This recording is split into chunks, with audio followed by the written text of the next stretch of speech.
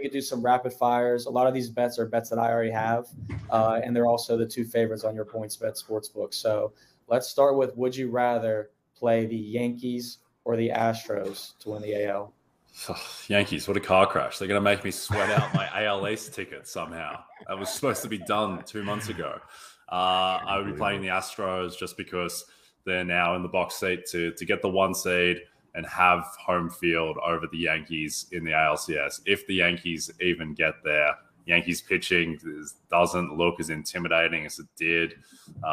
Really questions about everyone outside of Cole and Cortez, I guess. Frankie Montas has been horrific since he came across. And really the offense is hope Aaron Judge hits a home run and then pray for rain. So yeah, I would be taking the Astros at the prices at the moment. What about you, Drew? I agree with that. Plus, Trey Mancini plays for the Astros now, so we are very pro Houston. Let's go H-Town. Yes. Let's get a World Series here. But I think that was a great breakdown. Yeah, I'm with you there. I really hope that they pull through. I mean, they seem like the obvious choice. If you're betting the Yankees, like, I kind of feel like it's a joke, but at the same time, like you said, their offense is just it's terrible. 2 runs is literally peel off the Band-Aid. So in the NL, I got the Dodgers, but I'm not as confident in that one. Dodgers at plus 160 or Mets at plus 225. Drew, I'll start with you. What do you like there? This is sort of a preference of how do you like to bet postseason baseball? Do you like a team that has no holes in their lineup, or do you like a team that has a complete pitching staff in terms of starting pitching? Because the Dodgers have some question marks in pitching. Mets definitely not a lineup that I'm afraid of. So, for me, Dodgers at plus 160 is still small value, but certainly the pitching staff there is giving me a little bit of a not great feeling.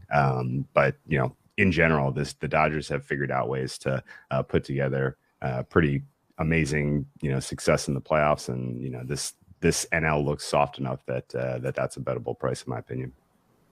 What do you think, Jay? Yeah, if Jacob deGrom had won last night, and it wasn't his fault they lost, but it's just kind of this weird thing in the universe where the Mets still are not able to give Jacob deGrom any run support. It's been half a decade of this now. And had they won last night, they would have pushed the division lead to 5.5. Plus, they would have effectively had the tie break, so it's basically 6 because there's no game 163 anymore to break a tie. At that point, the division is almost over. But because it's not, and because they're still in a division race and it's only 3.5 games, and if there's any team that really wants to cough up a division lead late in the season, it is the New York Mets. So I would be taking the Dodgers, not feeling great about it. But if the Mets do surge in the division, I suspect that the market won't respect them enough relative to the Dodgers. And I still think that in the playoffs, you can throw Jacob deGrom and Max Scherzer potentially 5 times in a 7-game series. That is almost the most powerful thing in the whole sport. Yeah, not a whole lot for New York in the markets as much, I feel. I mean, they were the 2 most profitable teams in the first half of the season, and now it's kind of reverse on that one. We're seeing the Orioles making tons of money and the Yankees sucking up everybody's. But one team, I'm upset a little bit because I bought into Spencer Strider at minus 150, and I was like, yeah, it's done deal, solidified, NL Rookie of the Year. And now Michael Harris is deciding to hit like 380 this month, hitting bombs, taters left and right. What would you be betting, Jay, with Strider or Harris, the 2 Braves that are clearly down to 1 and 2? Yeah, so 2 things. One, I would be voting for Strider because I think he provides more value. But I would be betting on Harris because I think that the voter block in baseball is still very conservative. And there is just this sense that Michael Harris plays every day and he's out there every day. And Spencer Strider is not like, that's not really how value works because Strider provides 5 days of value in his starts when he's going 6 innings, giving up 1 run and striking out 11. Like, that is more valuable than Michael Harris going, 1 for 4 and playing good defense. But look, I think Harris has bridged the gap in terms of value. And I think the voters will, if we stay on the current course, they will go with Harris. And I won't be happy about it. Me neither. Me neither. Yeah. Jay, what do you think, Drew? I'm Team Strider all the way. I've never heard of Michael Harris. He played baseball? Never heard of him. Michael Harris the third, baby. But yeah, no, phenomenal player, definitely great. But I don't know if he's going to be able to keep up this type of production. I mean, he's literally almost hitting 400. I can't add many. Jay's handicap is right, and he's Harris has the other benefit, which is recency bias. Like he's doing well now, like and that taints the the voting block even as much as the the conservative nature of a guy who plays every day. Yeah, I'll stick with you here, Drew, because I know we've talked about Dylan Cease plentiful. We were talking off air how we had 18-1, 10-1 bets. He's now down to 2-1, but he had his chance against Verlander last week, and his streak of 14 straight 1 earned run or less games was broken.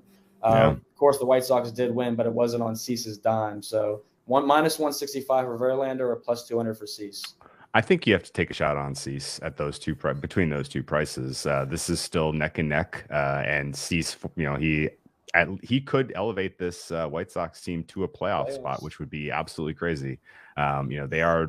It is not out of the realm of possibility that they could still steal the Central, which apparently no team wants to win. And I mean, honestly, like if the White Sox win the Central, Cease is they're going to be like, well, I mean, that's why. And so he'll get that bump, and then just beyond that, some of our researchers they need to pay rent in the month of September, and so for that October, November, we want Cease to get this home. Yeah. I would say for my own personal health and safety, next time I'm in Stamford, Connecticut, where one of our researchers, the great Johnny Venezia, resides, I better go with Dylan Cease, but I do believe in it. I do believe that Cease is definitely the better pick at the value. I think the thing you have to remember with pitchers is that it can go south real quick. All Verlander needs to do is get 2 men on base and give up a home run, and then all of a sudden Cease has a much better ERA than he does. And this is an ERA award. Verlander has a bit more narrative just because he's Justin Verlander and he's 57 years old and he's doing this after 2 injuries and all of that. But if Cease has a lower ERA, he's going to lap Verlander in strikeouts, and he could have the narrative of pushing the White Sox into the playoffs too. I think this is neck and neck. I think Verlander is rightfully the favorite right now, but at the prices and with how quickly this can change, Cease would be the bet. Yeah, and just to remind everybody too, the White Sox have one of the easiest schedules in the second half of the season. So Cease is going to definitely feast up. He's taking on the Guardians Sunday in that Peacock game, so that's going to be definitely worth watching. But I think he still has a fighter's chance, as Drew would say, a puncher's chance to take this one.